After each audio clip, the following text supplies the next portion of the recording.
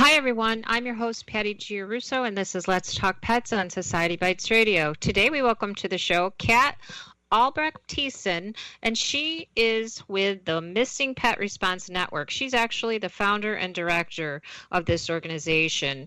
She is a retired police detective turned pet detective with Missing Animal Response Network. And since 1997, Kat has trained and worked search dogs that are trained to track lost pets, and she's widely known as the leading authority on pet detective training.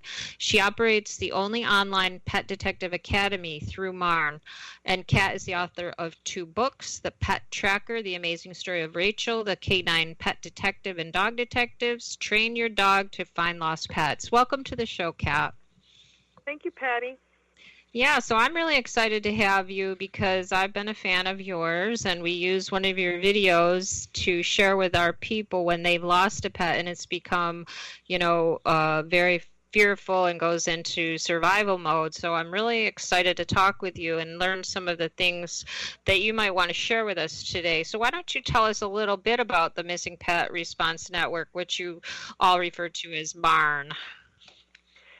Yeah, so MARN is a network of dog and cat lovers who love to help reunite lost pets with their families. The majority of the people in our network are volunteers who work through Lost and Found Facebook page groups, and we have a few individuals that are for-profit professional pet detectives who have tracking dogs that use that tool to search. But the network itself is people that have gone through our training program. We have an 8-week course and a 10-week course that teaches a lot of things that you wouldn't even think are related to lost pet recovery, but things like forensics, interpretive bird language, tracking, lost dog behavior, lost cat behavior, and all other kind of things that we have pulled together and studied and looked at over years. Kind of a comprehensive training program. Once the students graduate from it, we have a Facebook group that they all are a part of, and so it's just information sharing on a daily basis. We're having people asking questions, sharing ideas, and that's one thing I love about it. I learn something new from almost every student. And I love students that come in that bring new things, new ideas to the table. And, so it's just a great group of people that love to find lost pets and learn as we go. So do the people that take the course, do they need any type of background or experience or anything like that, or can they just come in off the street, basically? I know it's online, but what do they need as a prerequisite for this? Anything? Yep, no prerequisites. We've had people, I've had several people that are like pet sitters and dog walkers and dog trainers that are just taking the information or want to take the training because they want to know what to do to help if a client's pet disappears from them. So they're more just wanting the information and expanding their knowledge base, right? I've had other people that have taken it just because out of curiosity, and they're not even involved in lost pet recovery or any animal work. And so anybody can take the training. Anybody that's interested in learning more is welcome to take the training. Okay. And not everybody, this doesn't have to, as you said, when you first started talking about MARN, was they don't have to have a dog, right? They just want to learn themselves. Okay. Oh, yeah, and MARN isn't just about the use of the search dogs. That is one component, and we do offer training in that, but I would say the majority of the people who take the training don't even have a dog that they want to train for search work. The search dogs are just one tool. It's something that can be useful. We want to see more of them being used, but they're only one tool. And sometimes they're not even the most appropriate tool to be using. Mm-hmm. So let's talk about lost pets, because that's what it's all about. So why and how do you feel that dogs just become lost for somebody that's listening. And I actually talked with somebody. I was going to interview her. She was a trainer, and she said, oh, no dog should ever be lost if they're trained properly. I was like, okay, I'm not interviewing you, lady. Yeah, obviously that's not exactly true.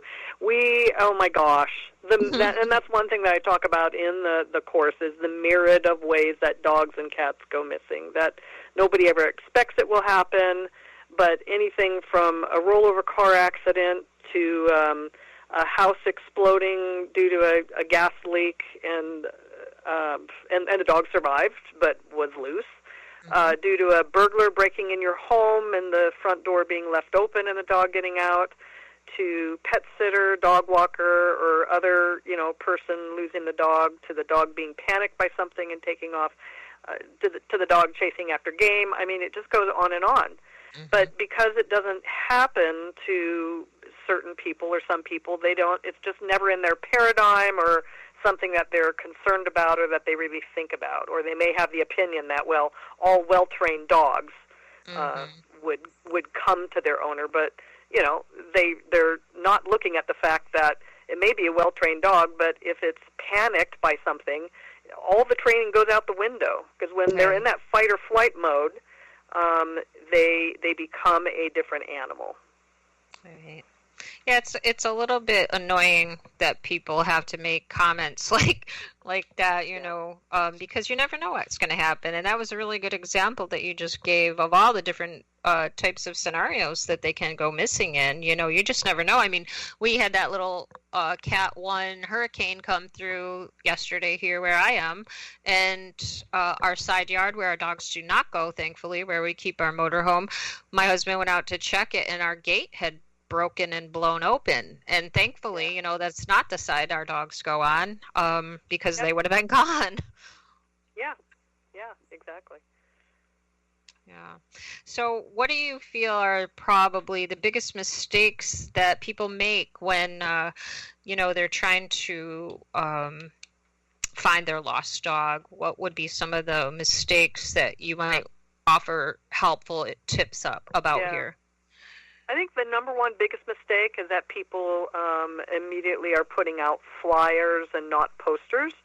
And we cover this in detail in the MARN course where, flyers on an 8.5 by 11 white piece of paper are not going to be getting the information out. They're fine to hand out to people or, to post on bulletin boards or what have you.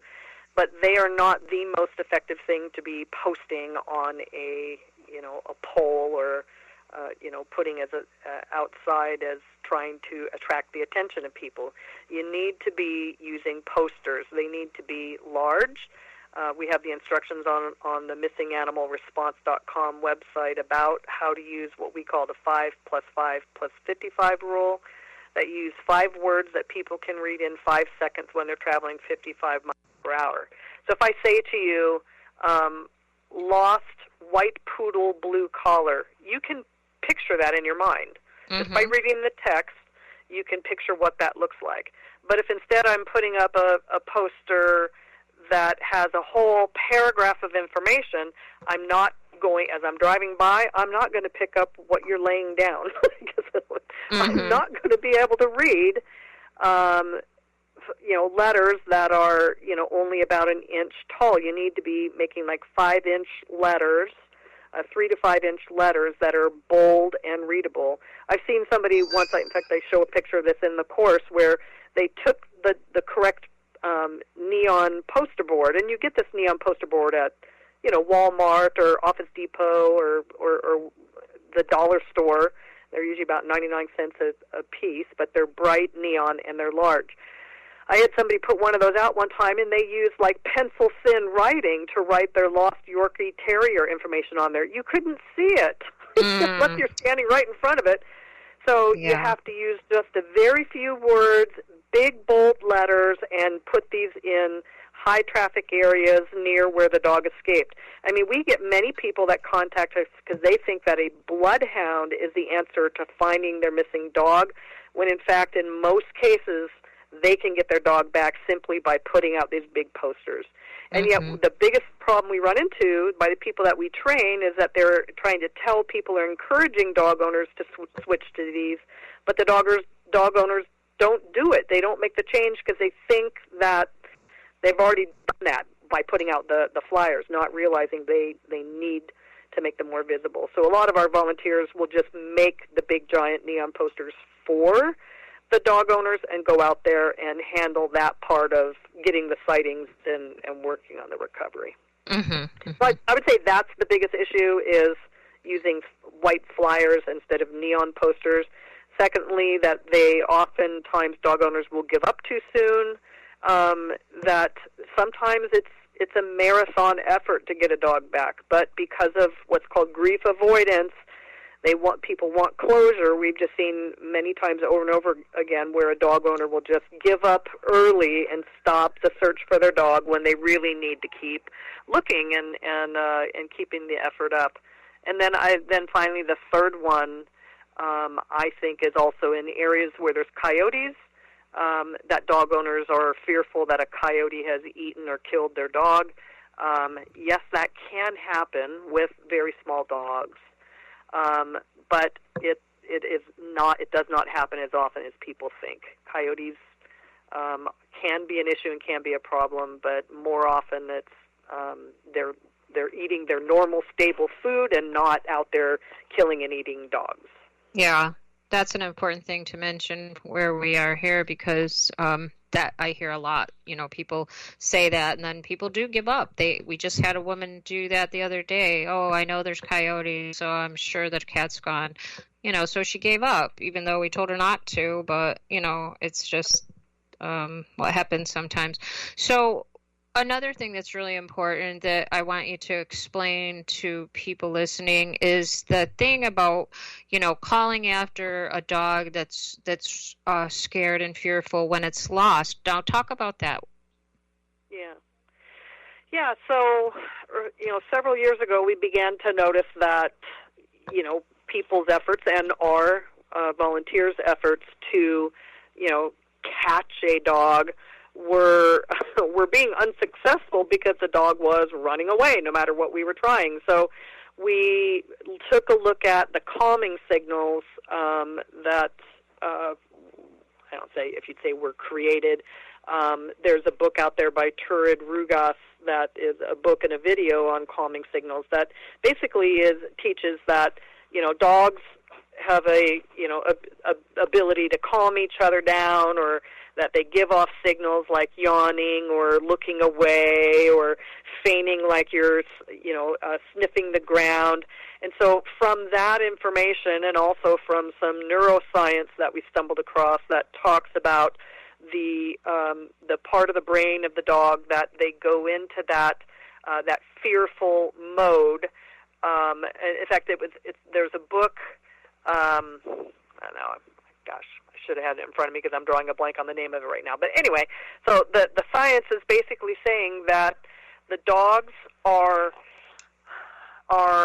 when they're in that fearful state, they are looking at humans, and the way that they communicate with each other is not verbal. So owners and rescuers think that we have to call out a dog's name or call, "Come here, baby," and whistling and clapping at the dog or whatever.